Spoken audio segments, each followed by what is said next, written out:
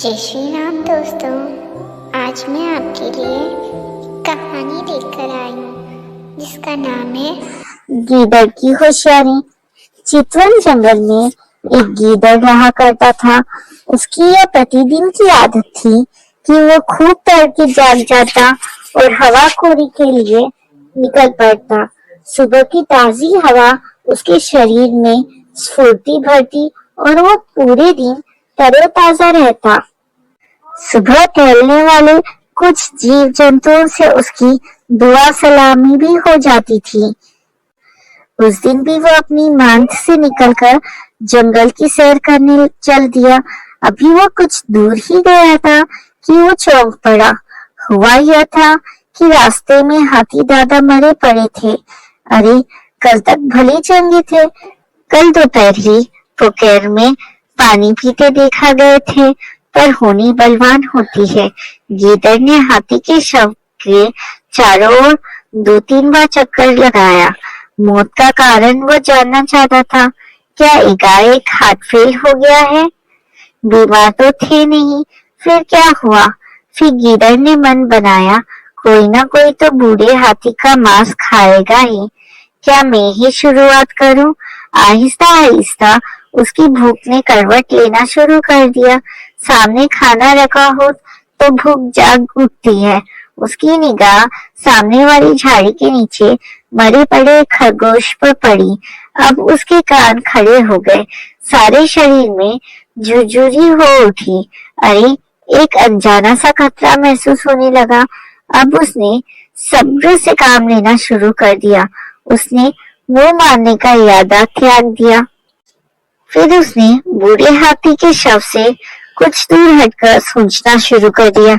हाथी और खरगोश की मौत की गुत्थी सुलझाने के लिए उसने बहुत दिमाग दौड़ाया, पर रहस्य ही बना रहा। कोई सुराग हाथ न लगा। सहसा उसको अपने दोस्त लंगूर राम की याद आ गई। वो लंगूर को बड़ा अक्लमंद मानता था। कोई भी विपत्ति आने पर वो लंगूर राम से सलाह लेने अवश्य जाता था।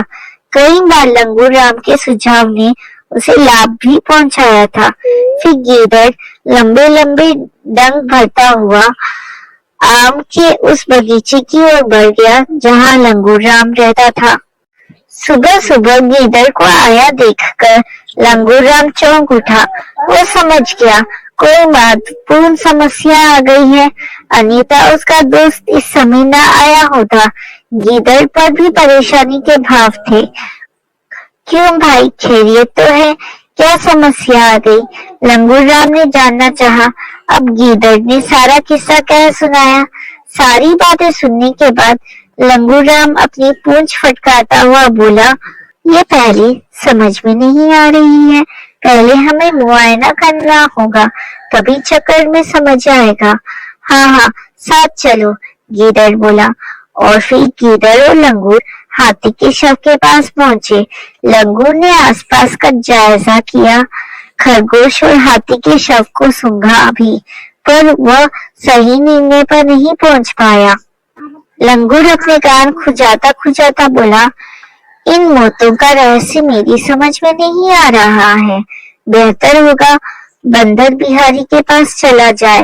वो मुझसे ज्यादा होशियार है, शायद वो सही बता पाए। इसके बाद गीदड़ और लंगूर बंदर बिहारी के पास जा पहुंचे।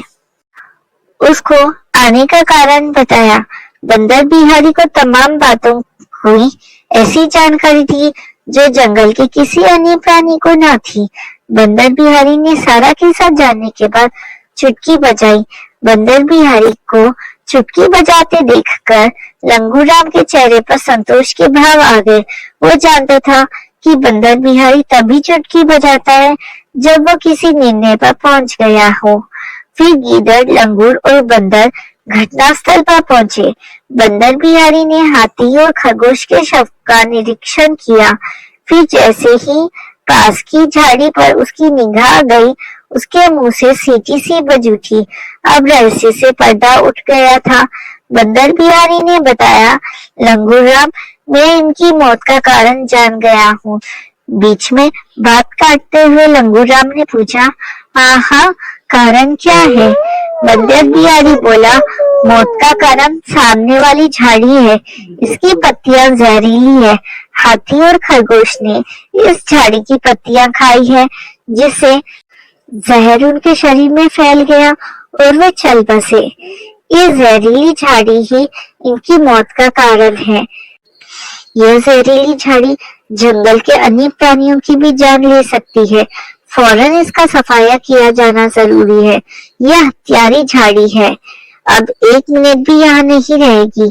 और फिर बंदर और लंगूराम जहरीली झाड़ी को उखाड़ने में जी जान से जुट गए। पूरी झाड़ी उखाड़ कर उन दोनों ने एक बड़े गड्ढे में उसे दफन कर दिया। इधर सोच रहा था, अच्छा हुआ मैंने सब्र से काम लिया।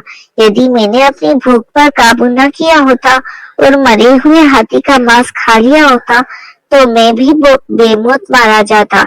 ईश्वर को लाख लाख धन्यवाद है प्रभु। हे प्रभु, मेरी आगे भी रक्षा करना।